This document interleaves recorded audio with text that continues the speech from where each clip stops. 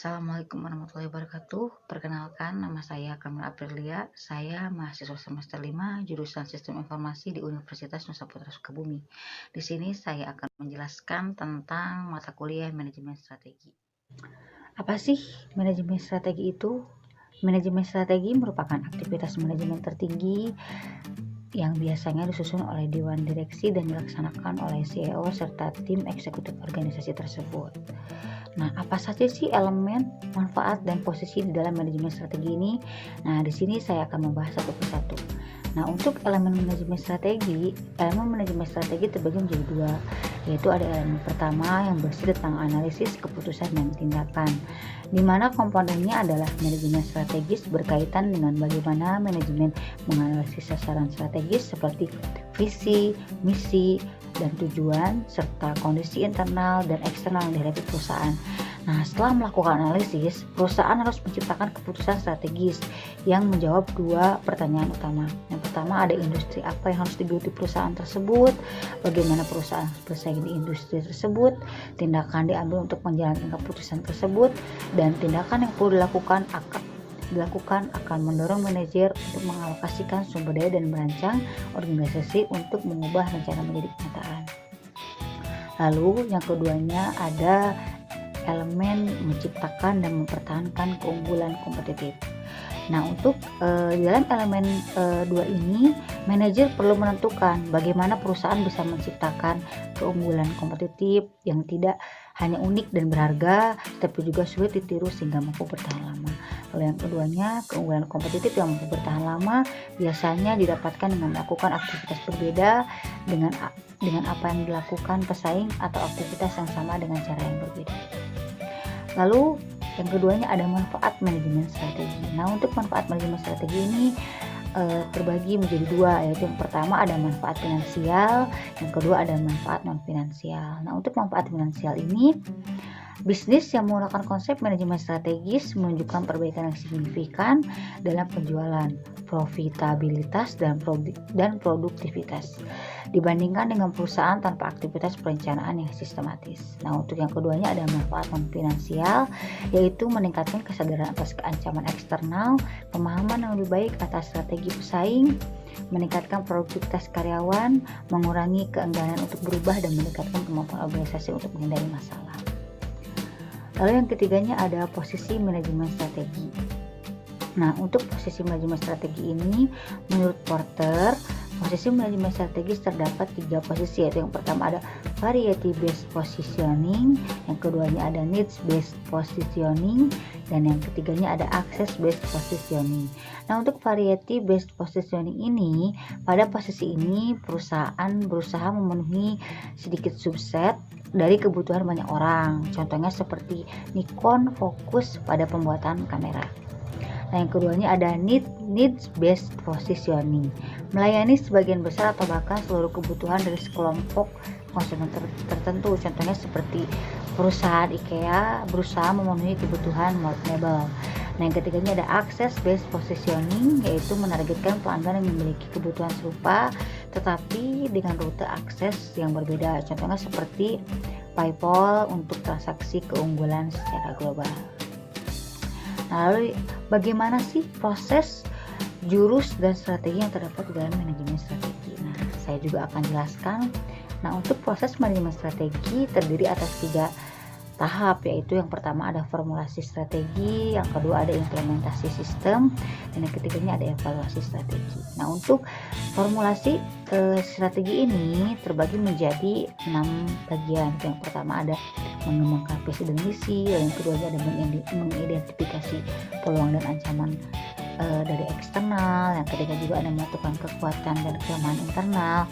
Lalu yang keempat juga ada menetapkan tujuan jangka panjang, merumuskan alternatif strategi, memilih strategi tertentu yang akan dilaksanakan. Nah, yang keduanya ada implementasi strategi. Ini terbagi menjadi 5 bagian. Yang pertama, mengembangkan visi dan misi. Yang kedua, mengidentifikasi peluang dan ancaman dari eksternal. Yang ketiganya ada menentukan kekuatan dan kelemahan internal. Lalu menetapkan tujuan jangka panjang dan merumuskan alternatif strategi. Nah, yang ketiganya itu ada evaluasi strategi. Itu ada 3 bagian. Yang pertama ada meninjau ulang faktor eksternal dan internal. Yang keduanya ada mengukur kinerja, dan yang ketiganya ada mengambil tindakan korektif.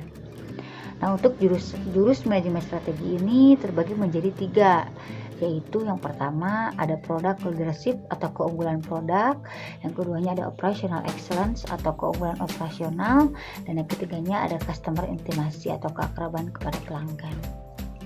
Nah, untuk strategi manajemen, Porter pada tahun 2012 mengatakan terdapat beberapa model penting yang menggambarkan input strategis bagi langkah suatu perusahaan.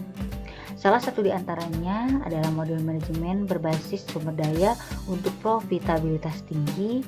Model ini mengasumsikan bahwa tiap organisasi merupakan kumpulan sumber daya yang mempunyai kemampuan unik yang menjadi dasar untuk strategi dan sumber utama profitabilitasnya.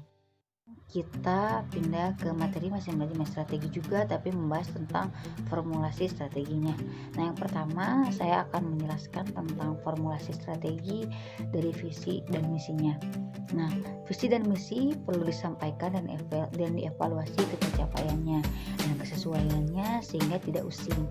Pada tahap formulasi strategi, perusahaan secara berkala mengkaji kembali misi dan tujuan perusahaan serta merumuskan strategi yang sesuai. Dalam formulasi strategi ini, pernyataan misi harus yang pertama mengidentifikasi dan ingin menjadi apakah organisasi tersebut. Yang kedua, cukup terbatas dan harus cukup luas untuk merangsang pertumbuhan yang kreatif. Yang ketiga, membedakan suatu organisasi dengan yang lainnya. Yang keempat, berfungsi sebagai kerangka kerja untuk mengevaluasi. Dan yang kelima, dinyatakan dalam istilah-istilah yang cukup jelas dan dapat dipahami. Nah, yang kedua saya akan membahas tentang formulasi strategi dari faktor eksternal. Nah, untuk faktor eksternal ini, analisis lingkungan eksternal mencakup pemahaman berbagai faktor di luar perusahaan yang mengarah pada munculnya kesempatan atau opportunities dan ancaman atau threat bagi perusahaan. Nah, untuk faktor eksternal ini, analisis eksternal terbagi menjadi 2, yaitu yang pertama ada makro atau lingkungan umum, dan yang keduanya ada mikro, lingkungan industri. Nah, untuk makro ini, perusahaan tidak memiliki kendali atas perubahan yang terjadi pada lingkungan eksternal, dan objek pengamatan dalam analisis ini adalah antara lain politik dan hukum, ekonomi, teknologi, sosial, dan lain-lain. Nah, untuk mikro atau lingkungan industri sendiri, lingkungan industri adalah tingkatan dari lingkungan eksternal organisasi yang menghasilkan implikasi lebih spesifik dan langsung terhadap operasional perusahaan. Lalu, faktor eksternal ini terdapat persaingan dalam lingkungan industri. Nah, Porter mengungkapkan bahwa terdapat 5 kekuatan persaingan dalam lingkungan industri. Yang pertama itu ada threat of new entrants atau hambatan bagi pendatang baru. Nah, yang keduanya ada bargaining power of suppliers atau daya tawar pemasok. Nah, yang ketiganya ada bargaining power of buyers atau daya tawar pembeli. Yang keempatnya ada threat of substitutes atau hambatan bagi produk pengganti.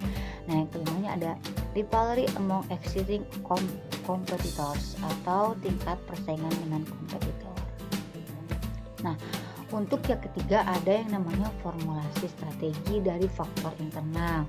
Nah, tujuannya apa? Tujuannya adalah agar dapat mengerti dan memahami lingkungan organisasi sehingga manajemen akan dapat melakukan reaksi secara tepat terhadap setiap perubahan. Nah, analisis internal ditujukan untuk merumuskan kekuatan dan kelemahan perusahaan. Menurut Jauh dan Gluck pada tahun 1999, lingkungan internal adalah proses di mana perencanaan strategi mengkaji faktor internal perusahaan untuk menentukan di mana perusahaan memiliki kekuatan dan kelemahan yang berarti sehingga dapat mengelola peluang secara efektif dan menghadapi ancaman yang terdapat dalam lingkungan. Nah, untuk faktor internal sendiri ini terbagi menjadi beberapa bagian. Yang pertama ada pemasaran, lalu keuangan, produksi, operasi dan teknik, personalia, manajemen mutu, teknologi, informasi, dan organisasi dan manajemen. Segitu saja yang dapat saya sampaikan mengenai pembahasan mata kuliah manajemen strategi ini. Mudah-mudahan dapat memberikan ilmu dan inspirasi terhadap mahasiswa yang sekarang sedang menjalankan kuliah ini juga di jurusan dan universitas masing-masing. Terima kasih atas perhatiannya. Terima kasih juga sudah menonton channel ini. Mohon maaf apabila ada kesalahan. Wassalamualaikum warahmatullahi wabarakatuh.